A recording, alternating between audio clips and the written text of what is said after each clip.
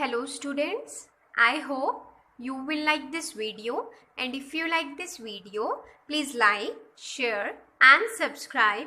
आज हम class 10th का chapter number 3 that is pair of linear equations in two variable की exercise 3.5 करेंगे. So let's start with question number 1. Which of the following pairs of linear equation has unique solution, no solution और infinitely many solution? हमें कुछ pair दिए हैं linear equation के, हमें find out करने हैं उनमें से किसका यूनिक सॉल्यूशन है, किसका नो सॉल्यूशन है और किसके इनफाइनाइटली मेनी सॉल्यूशन है. In case there is unique solution, अगर हमारे पास कोई ऐसा पेयर आता है जिसमें यूनिक सॉल्यूशन है तो उसे हमें आगे उसका सॉल्यूशन फाइंड आउट भी करना है by cross multiplication method. So part 1 से स्टार्ट करते हैं. x minus 3y minus 3 equals to 0 and 3x minus 9y minus 2 equals to 0. एक को हमने 1 लेट कर लिया और दूसरे को हमने 2 लेट. अब यहाँ पर a1 क्या है 1, b1 क्या है -3 और c1 क्या है -3. इसी तरह ये a2, b2, c2 ये आपको आई थिंक फाइंड आउट करना आप अच्छे से आ गया होगा. अब हमने बहुत सारे क्वेश्चंस में ये फाइंड आउट किया है जनरल इक्वेशन के साथ कंपेयर करके. अब हम निकालेंगे a1 upon a2. a1 upon a2 क्या है यहाँ पर 1/3. b1 अपॉन b2 क्या हो जाएगा -3 अपॉन -9. माइनस माइनस कैंसिल, 3 1 ज़ा 3, 3 3 ज़ा 9, तो 1/3 आ गया. c1 अपॉन c2 क्या आ गया -3 अपॉन -2. माइनस माइनस कैंसिल, सिर्फ 3 अपॉन 2 रह जाएगा. अब यहाँ पर क्लियरली हमें दिख रहा है a1 अपॉन a2 इक्वल है b1 अपॉन b2 के. a1 अपॉन a2 देखो ये और ये इक्वल है, मतलब a1 upon a2 b1 upon b2 के इक्वल है, पर c1 अपॉन c2 के इक्वल नहीं है. तो ये कौन सा केस होता है बच्चों? हमने अपने वेरी फर्स्ट लेक्चर में ये पढ़ा है. अगर आपने वो लेक्चर नहीं देखा तो प्लीज़ वो लेक्चर जाके देखिए, क्योंकि वो लेक्चर बहुत ज़्यादा इंपॉर्टेंट है. उसमें मैंने सारा कुछ डिटेल में बताया है किसके नो सॉल्यूशन होते हैं, किसका यूनिक सॉल्यूशन होता है और किसका इनफाइनाइटली मेनी सॉल्यूशन होता है. तो जो ये कंडीशन है a1 upon a2 equals to b1 upon b2 and not equals to c1 upon c2, ये किसकी कंडीशन है? नो सॉल्यूशन की. देयरफॉर हम यहाँ पर क्या लिखेंगे? The given pair of linear equation has no solution. इसका कोई भी सॉल्यूशन नहीं हो सकता. और नो सॉल्यूशन बच्चों कौन सा, अगर आपको याद हो कौन सा पेयर होता है? पैरेलल लाइंस का पेयर होता है जिसमें कोई सॉल्यूशन नहीं आ सकता. Now second part is 2x plus Y equals to 5 and 3x plus 2y equals to 8. अगर बच्चों में ये 5 यहाँ ले आऊंगी तो माइनस हो जाएगा, इसी तरह 8 यहाँ ले आऊंगी तो माइनस हो जाएगा. सो इस तरह से मैंने इन्हें यहाँ पर लिख लिया. 2x plus Y minus 5 equals to 0, इसे 1 मान लिया और इसे हमने सेकंड मान लिया. अब यहाँ पर a1 क्या है 2, b1 क्या है 1, c1 क्या है -1 -5, a2 क्या है 3, b2 क्या है 2 और c2 क्या है -8. ये हमने लिख लिया. अब a1 अपॉन a2 सारे क्वेश्चंस आपने ऐसे ही करने हैं. अब हम a1 upon a2 find out करेंगे, क्या आएगा 2/3.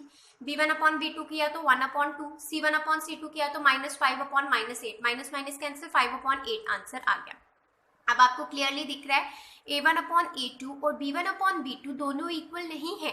और ये कौन सा केस होता है बच्चों? यूनिक सॉल्यूशन का. आप याद रखें, जो हमारे पास a1 अपॉन a2 अगर हमारे पास not equals to b1 upon b2 आए तो ये यूनिक सॉल्यूशन होता है. अगर हमारे पास a1 अपॉन a2 इक्वल हो b1 अपॉन b2 के और नॉट इक्वल हो c1 अपॉन c2 के तो हमारे पास नो सॉल्यूशन होता है.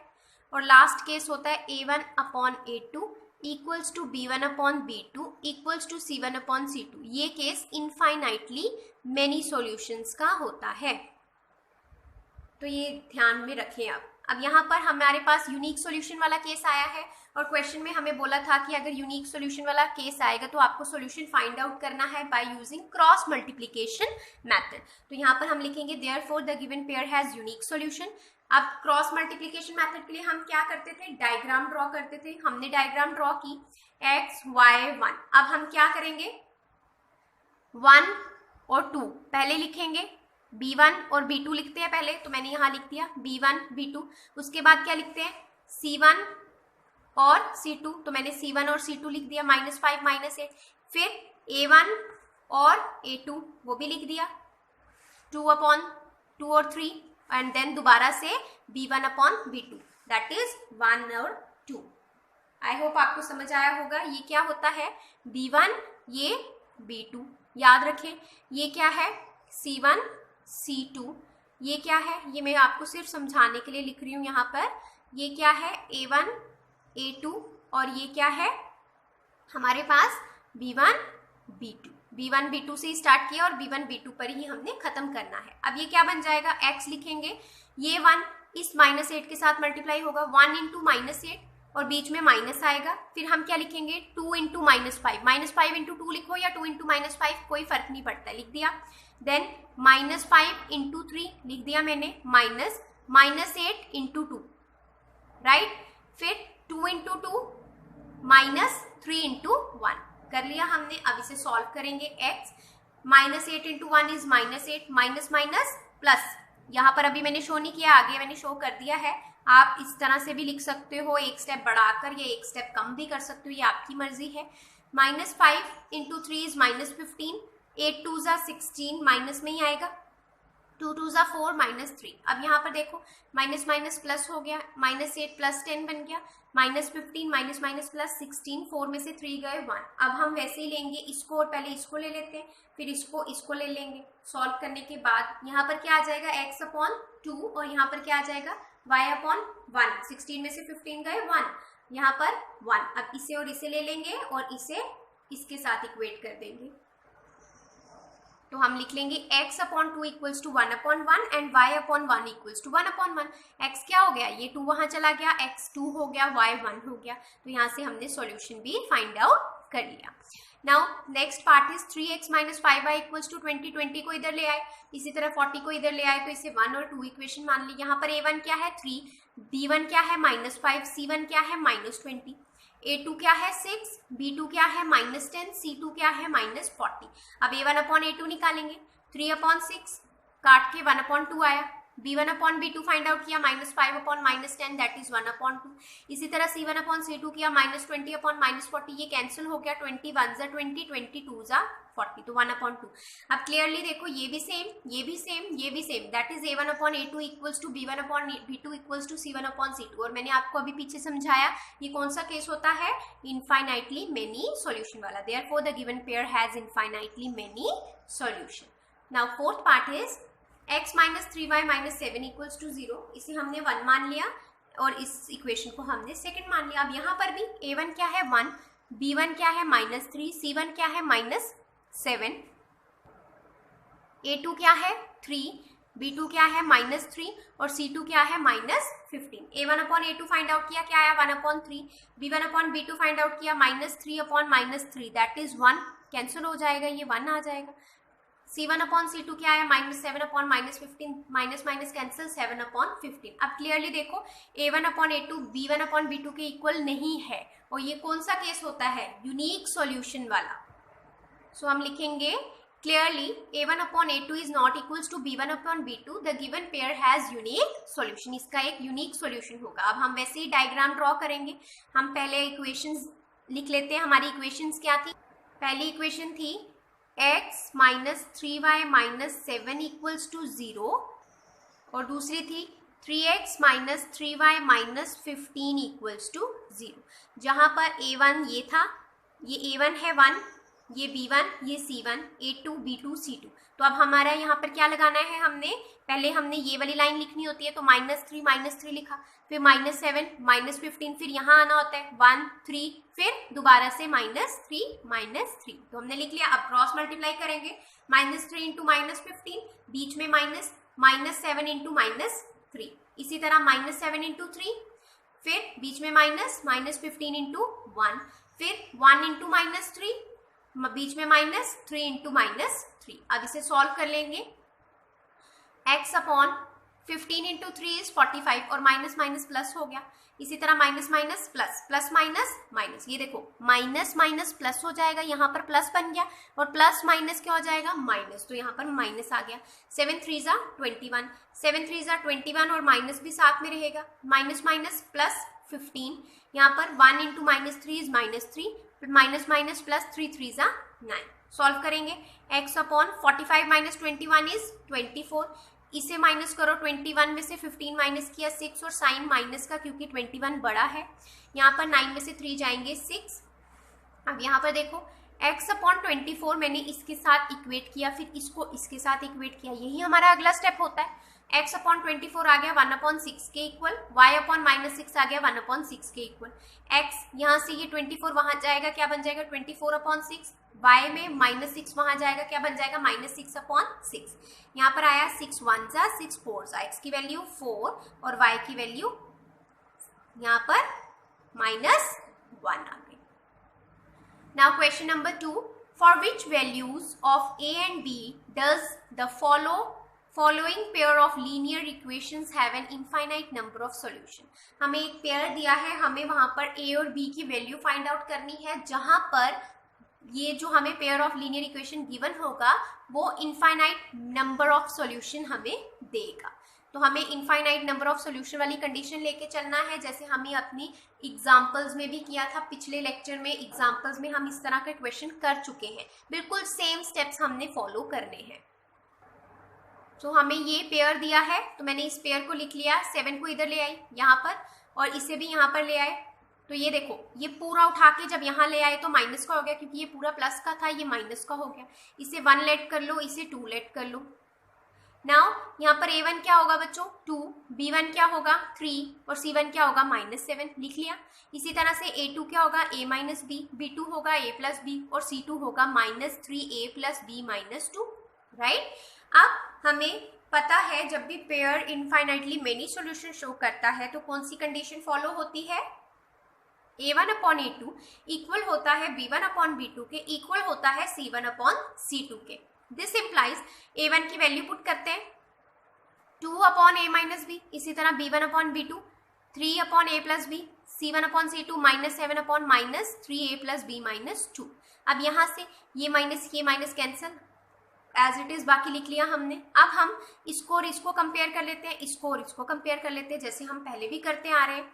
इसे और इसे कंपेयर करेंगे, इस तरह से लिख लेंगे, इसे और इसे कंपेयर करेंगे, इस तरह से लिख लेंगे। अब बच्चों हम क्रॉस मल्टीप्लाई करेंगे, ये वहां मल्टीप्लाई होगा, ये वहां 2 इसके साथ मल्टीप्लाई हो गया, 7 इसके साथ मल्टीप्लाई हो गया। पहले हम इसी को सॉल्व करते हैं, 2 3 जा 6a, 2 इंटू b 2b, 2 2 जा 4, यहाँ पर 7a minus 7b। Next step में देखो 6a प्लस 2b -4, ये सारे उठा के हम यहाँ ले आए, ये प्लस का था यहाँ आके माइनस हो गया, ये यहाँ माइनस का था यहाँ आके प्लस का हो गया। सॉल्व करेंगे, 7a में से 6a गए 1a और साइन माइनस का क्योंकि 7 बड़ा है, 2b plus 7b is 9b और -4 वैसे ही रहा इक्वल्स टू 0। अब बच्चों अगर मैं यहाँ से माइनस कॉमन ले लूँ, यहाँ पर देखो इस तरह से अगर मैं माइनस कॉमन ले लूँ तो क्या हो जाएगा, माइनस मैंने बाहर लिया तो यहाँ पर प्लस बच गया। यहाँ पर साइन चेंज हो जाते हैं जब भी माइनस लेते हैं बाहर, तो यहाँ पर क्या हो जाएगा माइनस हो जाएगा, इसका साइन माइनस था प्लस हो गया, क्योंकि देखो यहाँ पर जब माइनस अंदर मल्टीप्लाई होगा ये माइनस ही हो जाएगा, माइनस माइनस प्लस हो जाएगा, माइनस प्लस माइनस हो जाएगा। तो आपने बस साइन चेंज करने होते हैं जब भी माइनस कॉमन लेना है। अब ये माइनस नीचे जाएगा 0 के साथ, तो ये तो गायब ही हो जाएगा, इसलिए हमने इस माइनस को यहाँ नहीं लिखा था। सेकेंड में यहाँ पर सॉल्व करते हैं, ये भी यहाँ पर मल्टीप्लाई हो जाएगा और ये वहाँ मल्टीप्लाई हो जाएगा, 3 इंटू 3a प्लस b -2 और 7 को a प्लस b के साथ मल्टीप्लाई करेंगे, 3 3 जा 9a, 3b 3 2 जा 6, यहाँ पर 7a प्लस 7b, इसे उठा के यहाँ ले आए, दोनों माइनस के हो गए, दोनों प्लस के थे। 9 में से 7 गए 2a, 7 में से 3 गए 4 और माइनस का साइन क्योंकि 7 बड़ा है, -6 इक्वल्स टू 0। यहाँ से हमने बच्चों 2 कॉमन ले लिया, तो यहाँ से 2 गायब हो गया, यहाँ पर 2 2 जा 4 होता है, 2 3 जा 6 और 2 नीचे जाएगा 0 के साथ, तो ये भी गायब हो जाएगा, राइट। इस तरह से यहाँ से कॉमन लिया हमने, तो ये 2 नीचे जाएगा तो ये 0 हो जाएगा, राइट। तो हमारे पास 2 इक्वेशन आ जाएंगे, a minus 9b plus 4 and a minus 2b minus 3। तो ये हमारे पास 2 इक्वेशन आ गई, ये इक्वेशन नंबर 3 मान लो, इसे मान लो 4th। अब बच्चों डायग्राम ड्रॉ करेंगे और क्रॉस मल्टीप्लिकेशन की हेल्प से a और b की वैल्यू फाइंड आउट कर लेंगे, और हमें क्वेश्चन में a और b की वैल्यू ही फाइंड आउट करनी थी, तो मैंने लिखा a, b और 1। बच्चों यहाँ पर आप कोई भी मेथड लगा सकते हो, सब्सटीट्यूशन मेथड भी लगा सकते हो, एलिमिनेशन मेथड भी लगा सकते हो, क्योंकि हमें क्वेश्चन में मेंशन नहीं है कि आपको कौन सा मेथड लगाना है।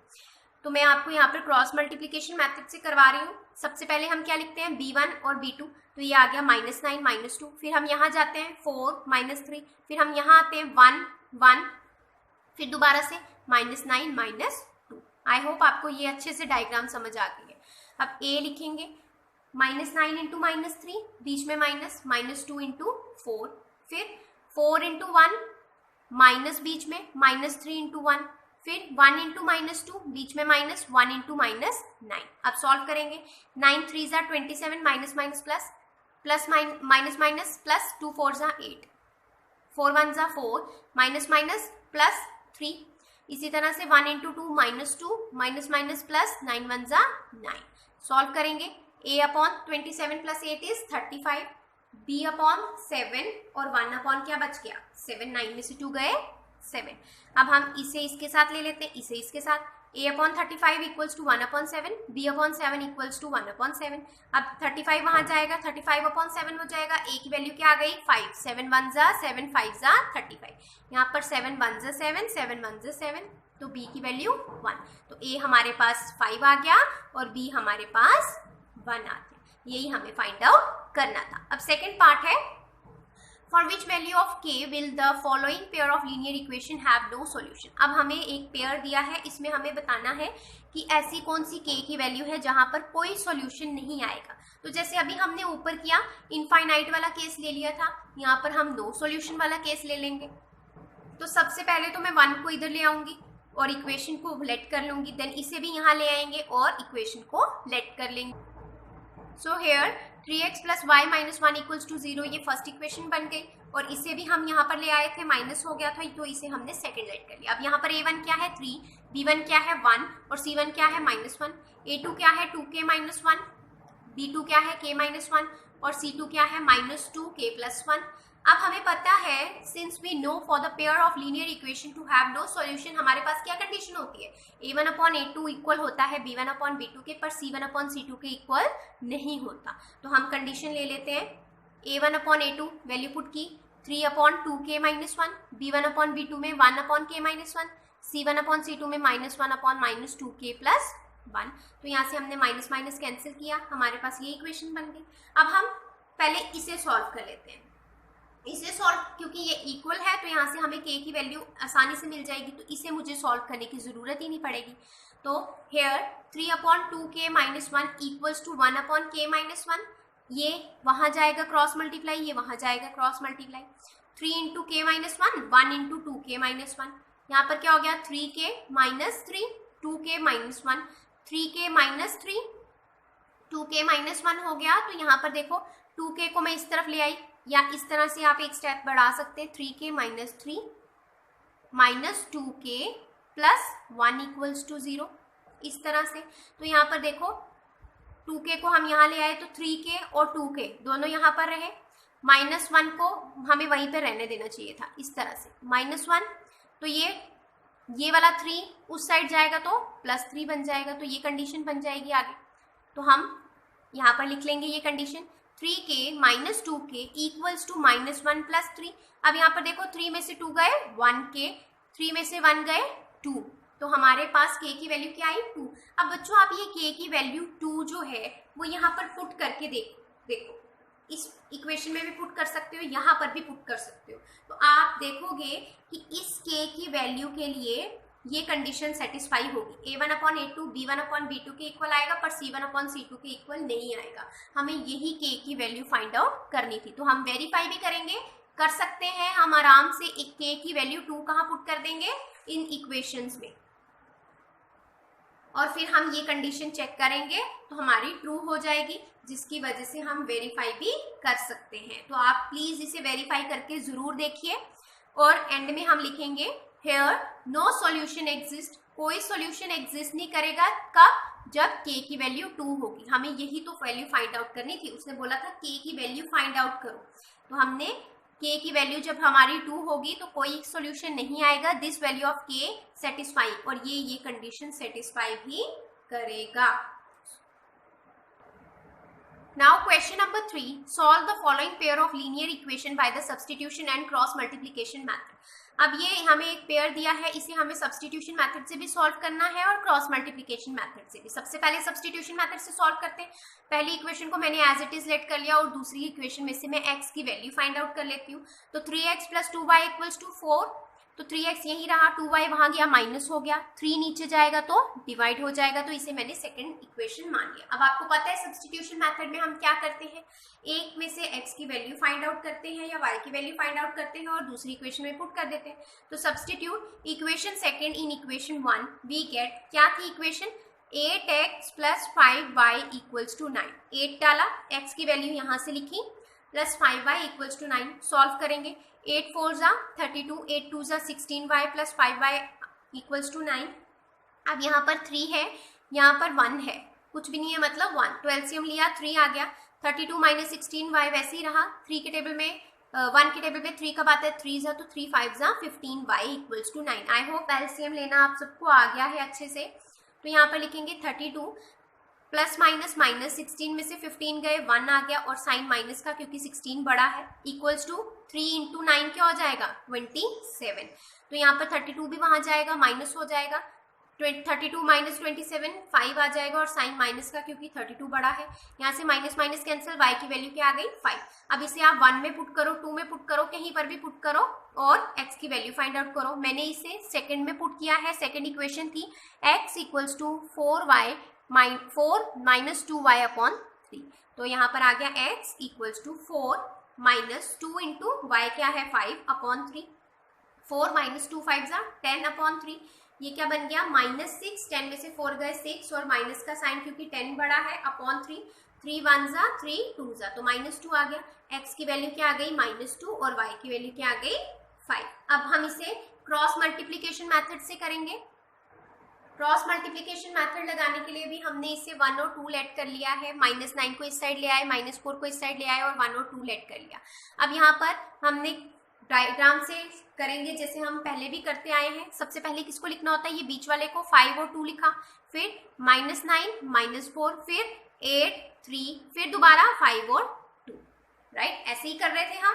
तो x की अपॉन 5 × -4, बीच में -2 × -9, 2 × -9। अब फिर से -9 × 3, बीच में -4 × 8, यहाँ पर भी 8 × 2, बीच में -5 × 3 या 3 × 5, कुछ भी लिख सकते हो आप।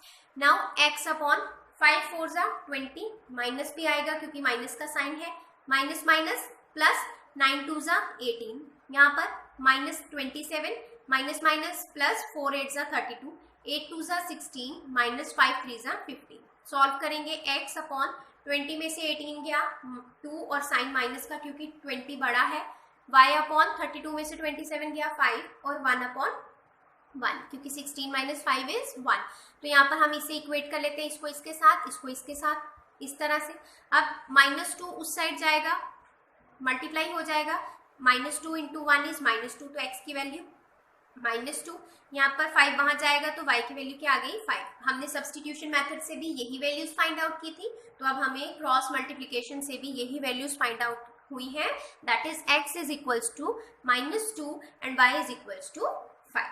Now question number 4 is form the pair of linear equation in the following problems and find their solution by any algebraic method।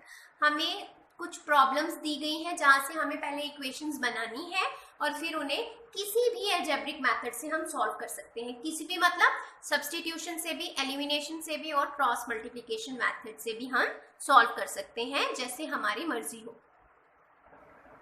सो पहला पार्ट है, a part of monthly hostel charges is fixed and the remaining depends on the number of days one has taken food in the mess। एक hostel है जहां पर monthly charges, कुछ monthly charges fixed है और उसके बाद आपसे एक्स्ट्रा पैसे कब लिए जाते हैं, जिस हिसाब से आप मेस से खाना ऑर्डर करते हो। जैसे व्हेन ए स्टूडेंट ए, एक स्टूडेंट है ए जिसने खाना लिया 20 दिन के लिए और उसने कितने पैसे पे किए, ₹1000। अब बच्चों जो उसने ₹1000 पे किया है, ₹1000 जो पे किया है उसमें से उसके कुछ फिक्स चार्जेस भी हैं और उसके कुछ एडिशनल चार्जेस भी हैं जो खाने के हैं, फूड के, आप फूड के लिख सकते हो। फिक्स चार्जेस और फूड के चार्जेस, ये तो उसको देने ही है, एक्स्ट्रा उसको ये भी देने पड़ेंगे, और वो मिलाकर 1000 रुपीज उसने दिए। वेयर एज स्टूडेंट बी ने 26 दिन के लिए खाना लिया और कितने पैसे दिए, 1180 as hostel charges. Find the fix charge और the cost of food per day, और खाने का एक दिन का चार्ज कितना है वो भी निकालना है और फिक्स चार्ज भी निकालना है। सबसे पहले लेट कर लेते हैं, लेट फिक्स्ड हॉस्टल चार्जेस, जो हॉस्टल चार्जेस मंथली देने पड़ते हैं वो ₹X है, और cost of food for 1 day, एक दिन का खाना जो है वो Y रुपीज का है। अब बच्चों यहाँ पर देखो, उसने 1000 रुपए दिए स्टूडेंट ए ने। अगर स्टूडेंट ए की बात करें हम, उसने टोटल 1000 रुपए दिए, जिसमें से फिक्स चार्जेस भी थे, वो हमने X लेट किए हैं तो हम X लिख लेते हैं, प्लस उसने 20 दिन खाना खाया, 20 दिन खाना खाया। अगर हमने एक दिन का, हमने यहाँ पर एक दिन का लेट किया है Y, एक दिन के Y रुपीज लग रहे हैं खाना खाने के लिए, तो 20 दिन के लिए कितने लगे होंगे, 20Y। तो यहाँ पर X प्लस 20Y मिला के उसने 1000 रुपीज दिए होंगे। फिर से देखिए, स्टूडेंट ए ने 1000 रुपए दिए, जिसमें से X हमने लिया है फिक्स चार्जेस, और हमने बोला एक दिन के खाने के Y रुपीज लगते हैं। मान लो एक दिन आप कहीं खाना खा रहे हो 10 रुपए लगते हैं, 2 दिन खाना खाने के कितने लगेंगे, 20 रुपीज, 3 दिन खाना खाने के कितने लगेंगे, 30। इसी तरह अगर एक दिन के Y लग रहे हैं तो 20 दिन के कितने लगेंगे, 20Y।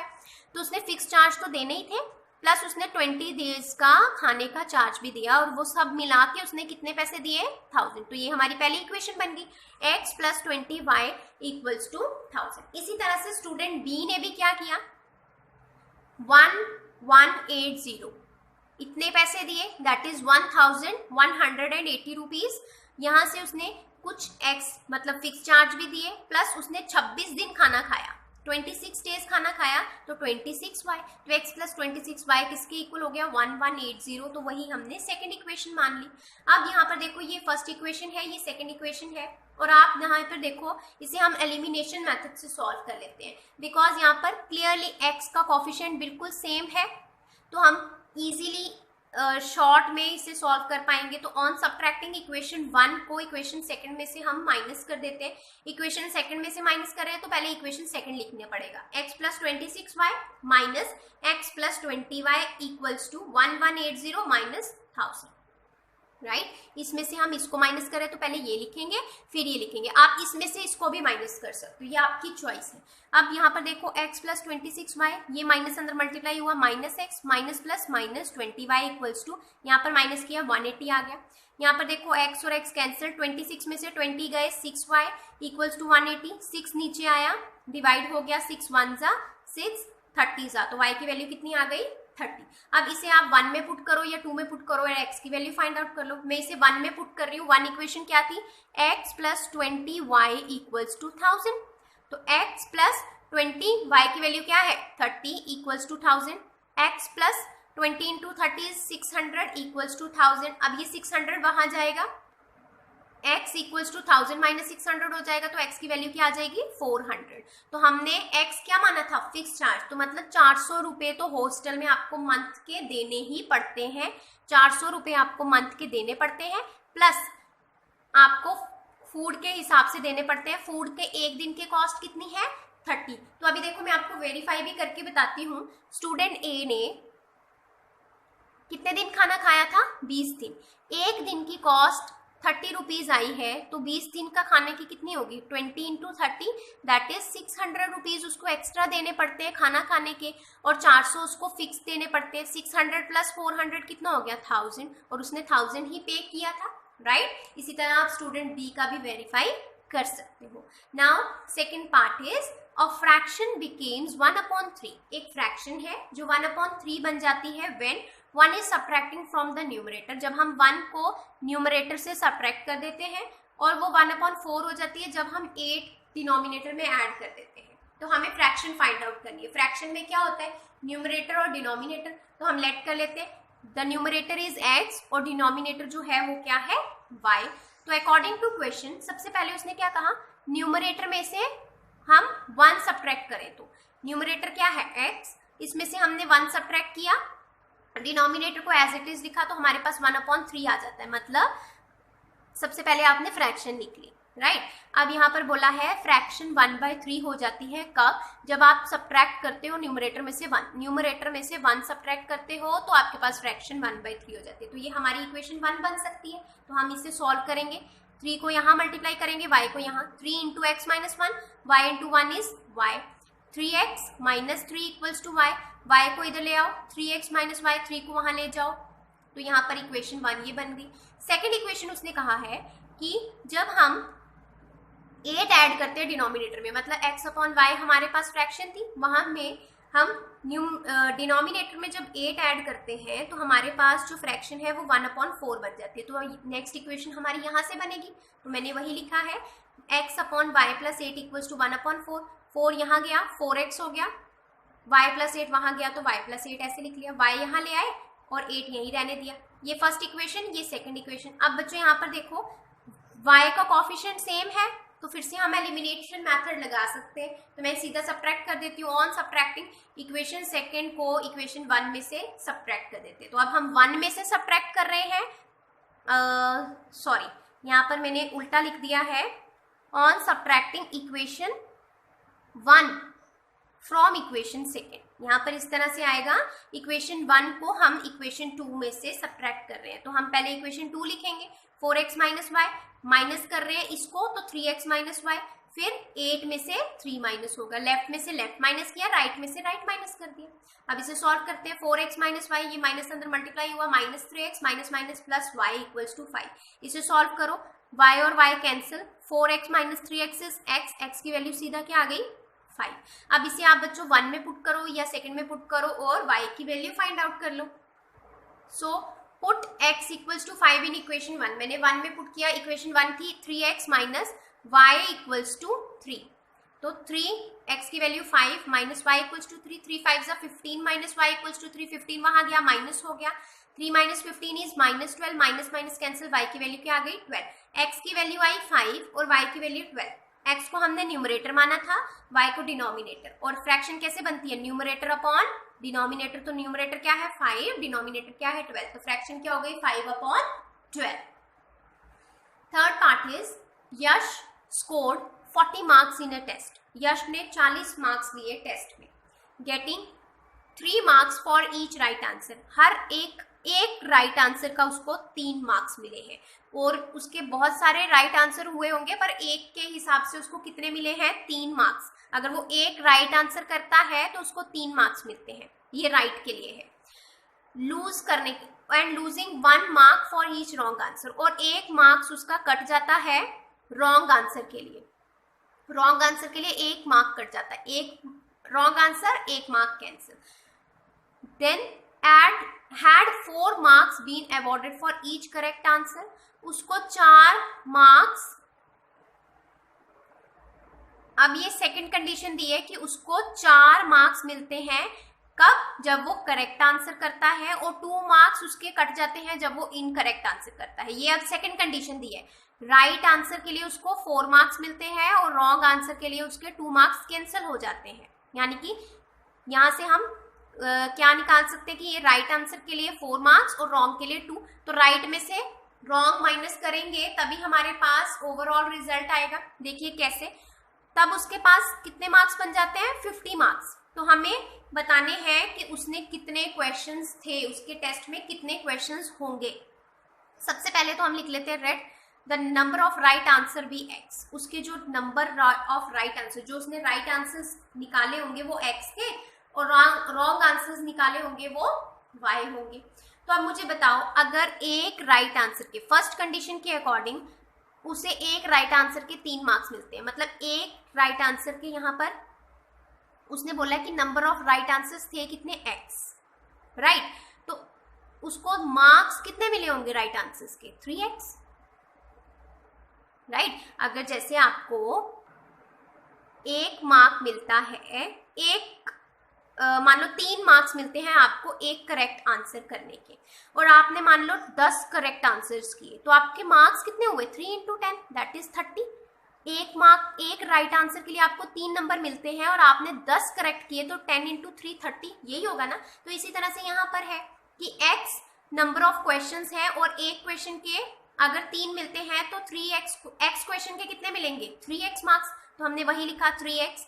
इसी तरह से एक मार्क कटता है किसके लिए, रॉन्ग आंसर के लिए, तो 1 मार्क कट गया, 1 इंटू वाई हो जाएगा, मार्क कितना हो जाएगा 1 इंटू वाई रॉन्ग आंसर्स के लिए। तो ये है कितना टोटल, उसको कितने मार्क्स मिलते हैं 40। बहुत इजी है बच्चों कि 3 मार्क्स उसको मिलते हैं राइट आंसर के लिए, और उसने राइट आंसर किए कितने x, तो 3x मिले होंगे।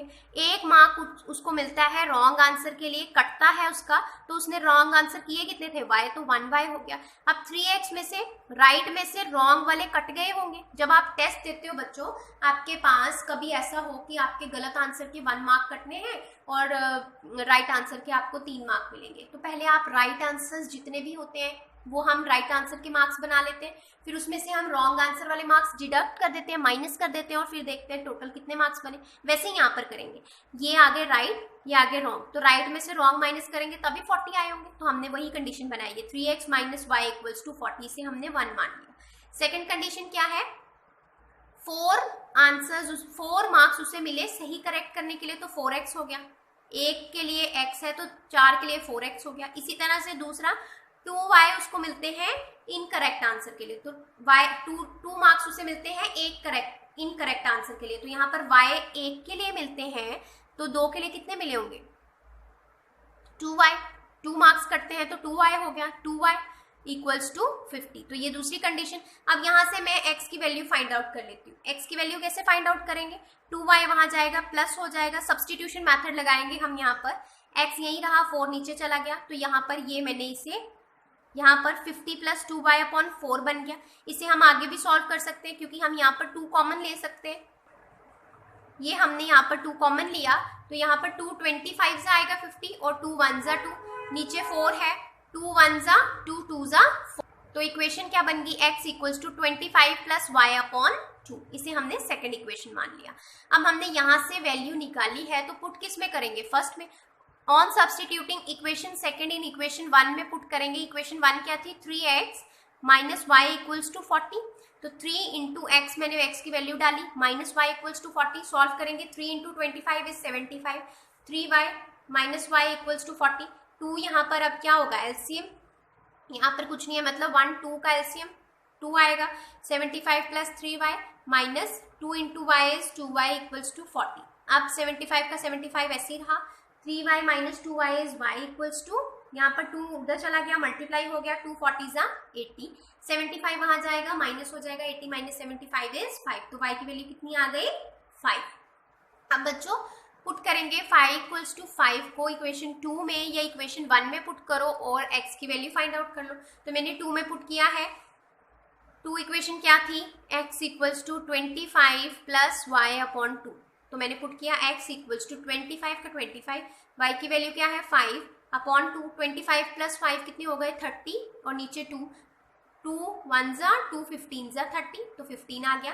हेंस यहाँ पर x कितना आया 15 और y कितना आया 5, और हमें बच्चों टोटल नंबर ऑफ क्वेश्चंस निकालने हैं। अब हमने लेट क्या किया था कि जो x है वो करेक्ट आंसर है, मतलब उसके करेक्ट आंसर्स कितने हुए टोटल x, इनकरेक्ट आंसर्स उसने कितने दिए y, तो टोटल क्वेश्चन कितने हुए होंगे, उसने सारे आंसर्स किए हैं, उसने कोई भी क्वेश्चन छोड़ा नहीं है। तो करेक्ट अगर x है, इनकरेक्ट अगर y है, तो टोटल मिला के ही हमें मिलेगा नंबर ऑफ क्वेश्चंस थे कितने, नंबर ऑफ क्वेश्चंस हमें इन दोनों को मिला के ही मिलेगा, तो हम इन दोनों को ऐड करेंगे, hence the total number of question क्या होंगे x plus y, that is 15 plus 5, 15 plus 5 कितने हो गए 20, तो 20 क्वेश्चंस थे total. Now fourth part is places A and B are 100 km apart on a highway. One car starts from A and another from B.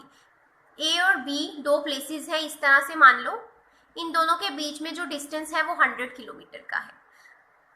One car starts from A, एक car यहाँ से start हुई और another car B से start हुई same time पे।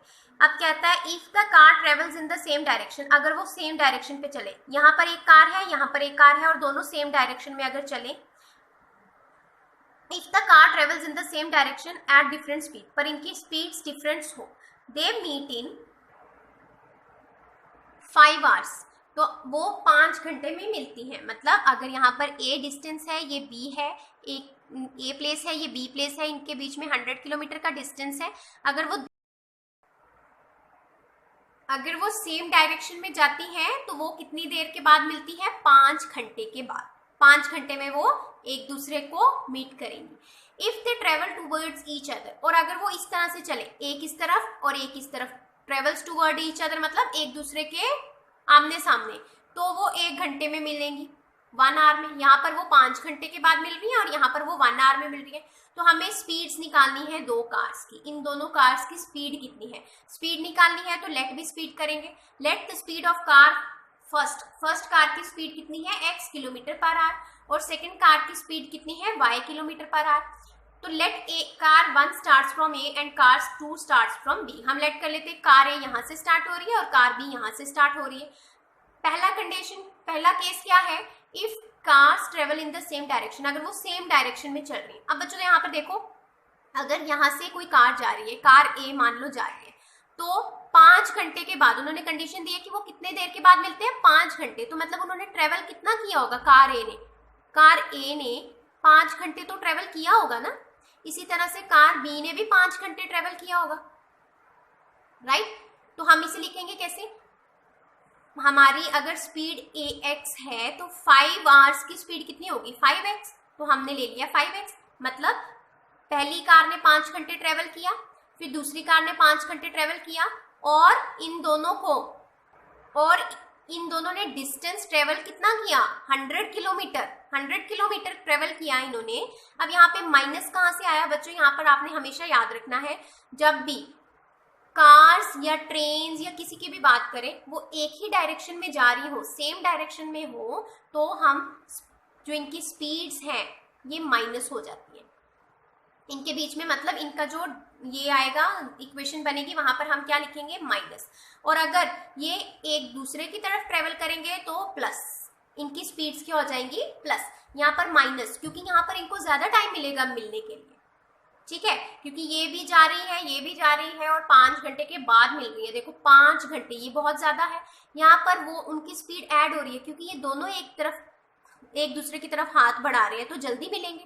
तो यहाँ पर प्लस हो जाएगी इनकी स्पीड। तो यहाँ पर हमने पहली कंडीशन क्या बनेगी? कार ए ने 5 घंटे ट्रेवल किया, दैट इज 5x, और कार बी ने 5y, और इन दोनों की स्पीड जो है वो माइनस हो रही है, क्योंकि ये सेम डायरेक्शन में जा रहे हैं, और इन्होंने डिस्टेंस कितना ट्रेवल किया? 100। तो अब हम इसे सॉल्व करेंगे। 5 कॉमन ले लेंगे। यहाँ से अगर मैं 5 कॉमन ले लूँ तो इस तरह से बन जाएगा, 5 नीचे जाएगा, डिवाइड हो जाएगा, x माइनस वाई कितना आ गया? 20। सॉल्व करके 5 1 सा 5 20 सा।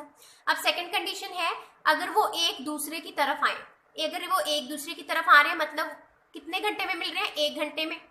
अगर वो एक दूसरे की तरफ ट्रेवल कर रहे हैं तो वो कितने घंटे में मिलते हैं बच्चों? 1 घंटे में। इसका मतलब उन दोनों ने ट्रेवल कितना किया होगा? 1 घंटा ही ट्रेवल किया होगा। तो यहाँ पर क्या आ जाएगा?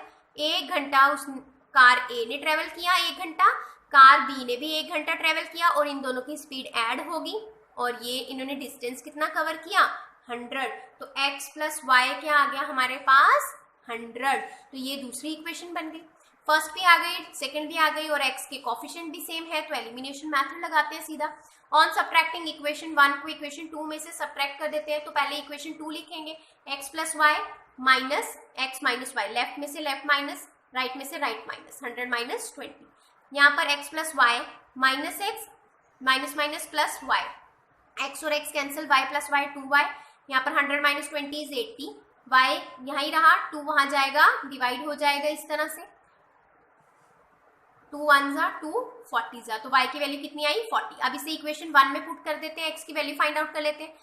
x की वैल्यू क्या आएगी? हमारी इक्वेशन 1 थी x minus y equals to 20, x minus y क्या है? 40 इक्वल्स टू 20, 40 वहां जाएगा, ऐड हो जाएगा, तो x की वैल्यू क्या आ गई? 60। इसका मतलब हमने लेट क्या किया था? स्पीड x है कार की, फर्स्ट कार की, वो कितनी आई हमारे पास? 60।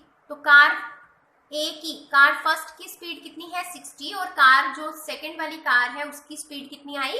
40। हमें वही फाइंड आउट करना था। तो हम लिख देंगे therefore speeds of 2 car are 60 kilometre per hour and 40 kilometre per hour respectively. Now fifth part is the area of a rectangle get reduced by 9 square units.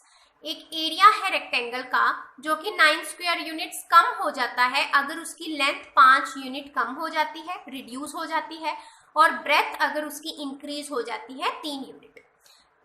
If we increase, और अगर हम, second condition है कि अगर हम उसकी length को 3 unit बढ़ा देते हैं और ब्रेथ को भी 2 यूनिट बढ़ा देते हैं तो उसका एरिया जो है वो भी बढ़ जाता है, कितना, 67 square units. Find the dimensions of the rectangle, हमें डायमेंशंस ही निकालनी है। डायमेंशंस क्या होती है, लेंथ और ब्रेथ। तो हम लेट कर लेते हैं, let the length and breadth of a rectangle be x units and y units respectively. तो एरिया क्या होगा, रेक्टेंगल का एरिया क्या होता है बच्चों, length into breadth, length into breadth. तो मैंने वही लिखा है, लेंथ मैंने लिख दिया x into y, that is breadth. अब अकॉर्डिंग टू क्वेश्चन, क्वेश्चन में क्या बोला है उसने, लेंथ को 5 कम कर दो, ठीक है। लेंथ क्या थी x, उसको मैंने 5 कम कर दिया, दैट इज माइनस कर दिया, और ब्रेथ को 3 यूनिट बढ़ा दो, मैंने ब्रेथ को 3 यूनिट बढ़ा दिया, और बीच में मल्टीप्लाई क्यों डाला, क्योंकि हम एरिया की बात कर रहे हैं। तो एरिया आएगा लेंथ इंटू ब्रेथ, लिख दिया मैंने। तो हमारा जो एरिया है, एरिया था क्या, एक्स वाई, वो -9 हो जाएगा, दैट इज 9 कम हो जाएगा, उसने लिखा था। देखो कितना आसान है, फिर से देखते हैं।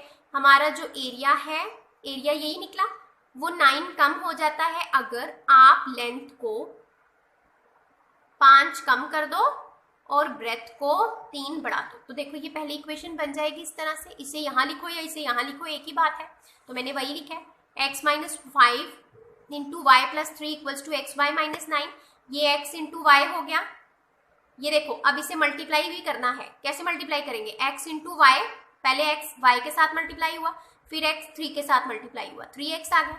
अब -5 y के साथ मल्टीप्लाई हुआ, -5y आ गया, -5 इंटू -3 इंटू +3, 5 3 = 15 और माइनस का साइन। यहाँ पर मैं आपको करके बता देती हूँ एक बार, पहले x को इसके साथ xy, फिर x को 3 के साथ +3x। अब y की बारी, y को पहले 5 को पहले y के साथ -5y, फिर इसको 3 के साथ -5 इंटू +3, माइनस प्लस माइनस, और 5 3 = 15।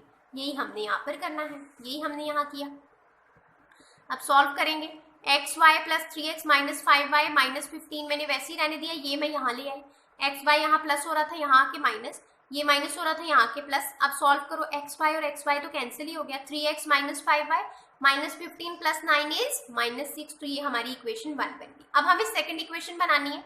सेकंड इक्वेशन में उसने क्या कहा, अगर हम लेंथ को 3 यूनिट बढ़ा दे, लेंथ को 3 यूनिट बढ़ा दे, ब्रेथ को भी 2 यूनिट बढ़ा दे, ब्रेथ को भी 2 यूनिट बढ़ा दे, तो जो हमारा एरिया है वो 67 यूनिट से बढ़ जाएगा। तो इस तरह से आएगा, ये हमारी सेकंड इक्वेशन बन जाएगी। इसे अब हम सॉल्व करेंगे, यही मैंने यहाँ लिखा है। सॉल्व करो, x into y x y, फिर x इंटू 2x, इसी तरह प्लस 3y, फिर 3 2 = 6 equals to x y plus 16, इनको उठा के यहाँ ले आए। उसके बाद सॉल्व करेंगे, एक्स वाई कैंसिल हो जाएगा, 2x + 3y वैसे ही रहा, प्लस माइनस -67 में से 6 गए, -61 इक्वल्स टू 0। इसे मैंने सेकंड इक्वेशन मान लिया। एलिमिनेशन मेथड से करने के लिए मुझे x के कोफिशिएंट सेम करने पड़ेंगे, तो मैं इस इक्वेशन को 2 के साथ मल्टीप्लाई कर देती हूँ, इस इक्वेशन को 3 के साथ मल्टीप्लाई कर देती हूँ। इससे क्या होगा, ये 2 3 = 6 बन जाएगा और ये 2 3 = 6 बन जाएगा। तो मैंने यही किया, मल्टीप्लाई किया इक्वेशन 1 को 2 के साथ, 2 3 = 6x, 2 5 = 10, 2 6 = 12। इसी तरह यहाँ पर 3 2 = 6, 3 3 = 9, 3 × 61 इज 183। ये हमारे पास 2 इक्वेशन आ गई। अब क्या करते हैं, नेक्स्ट स्टेप सब्ट्रैक्ट करेंगे। Subtract equation third from equation 4। Equation fourth में से थर्ड सब्ट्रैक्ट कर रहे हैं, तो पहले इक्वेशन 4 लिखेंगे, माइनस इक्वेशन थर्ड लिख दिया। अब ब्रैकेट खोलेंगे, माइनस अंदर मल्टीप्लाई करेंगे, 6x + 9y -183 वैसे ही रहा, -6x minus plus 10y minus plus 12। अब यहाँ पर जो जो कैंसिल होता है करो, 6x कैंसिल हो जाएगा, 9 और 10 19y बन जाएगा, प्लस माइनस हो जाएगा, 183 में से 12 माइनस करके देखेंगे, आगे देखते हैं क्या आता है। तो हमारे पास क्या बन जाएगा, 19y - 171 -183 + 12 था, तो ये आ गया हमारे पास 171 इक्वल्स टू 0। अब 171 वहां जाएगा, प्लस का हो जाएगा, y इक्वल्स टू 171 अपॉन 19, और 19 का टेबल पढ़ो, 19 1 जा 19, 19 9 जा 171, y की वैल्यू क्या आ गई 9। अब इसे हम 1 में पुट कर देते हैं तो x की वैल्यू फाइंड आउट कर लेंगे। वन इक्वेशन क्या थी, 3x minus 5y minus 6 equals to 0, तो 3x वैसे रहा, माइनस 5, y की वैल्यू 9 पुट की, minus 6 equals to 0, 3x minus 5 9 से 45 माइनस 6 इक्वल्स टू 0, 3x यहाँ पर माइनस माइनस प्लस हो गया, 45 प्लस 6 इज 51, 51 दूसरी साइड जाएगा प्लस हो जाएगा, x यहाँ रहा, 3 डिवाइड हो गया, 3 के टेबल में पढ़ो, 3 1 जा 3, 3 1 जा 3 और 2 बचेगा 3, 7 जा 21, ये 17 3 जा आपको पता है 51 होता है, तो आप वहां से भी कर सकते हो।